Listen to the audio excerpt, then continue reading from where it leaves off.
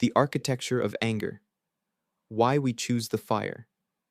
When a sudden jolt hits your system, the initial spike is pure biology. Everything after that is a choice. The choice to burn.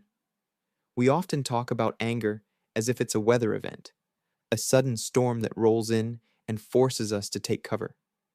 We get jarred by a sudden stressor, and the immediate physical jolt feels completely out of our control.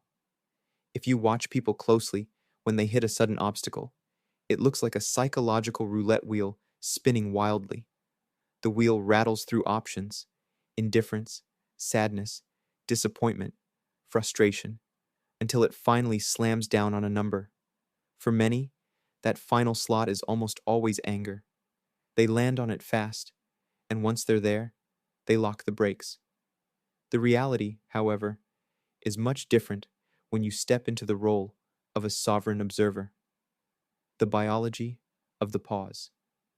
When something unexpected happens, whether it's dropping an object off a shelf, making a frustrating personal mistake, or dealing with the unpredictable choices of others, your body experiences a legitimate chemical spike.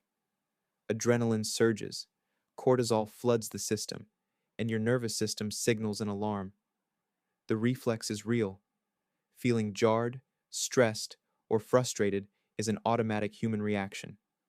Life happens, and those physiological alarm bells are going to ring. The reaction that follows. The initial chemical spike becomes increasingly influenced by our choices. The longer we feed it, the more it becomes something we participate in rather than simply experience. Prolonged anger and rage require fuel.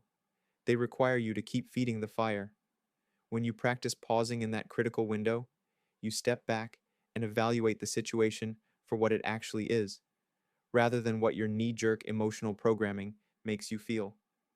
You allow the raw data of the event to exist without letting it distort your internal landscape. Three faces of misdirected fury. We frequently waste our internal energy directing this choice toward things that offer zero return. At ourselves, getting furious over a simple mistake or a human error. Instead of treating it as feedback, we weaponize our own frustration against our own nervous system. At the randomness of life, carrying lingering irritation because an inanimate object broke or an inconvenient mishap disrupted our schedule. The universe isn't conspiring against us. Things simply fall. At others, resenting people for making choices that don't align with ours or affect our space. We burn calories trying to control variables that belong entirely to someone else. Regulating the baseline. When you realize that anger is a choice, you stop treating your emotional state as a hostage to external circumstances. By taking that conscious step back, you keep your chemicals regulated closer to a healthy baseline. You stop allowing random friction to disrupt your system, preserving your peace not by ignoring reality, but by refusing to give your internal state a way to it. Reflection and practice. Think back to the last time a sudden friction point jarred your day, whether it was a mistake of your own, an inconvenient mishap, or someone else's unpredictable choice. Did you watch that internal roulette wheel spin? And did you consciously choose to feed the fire? Or did you step back as a sovereign observer?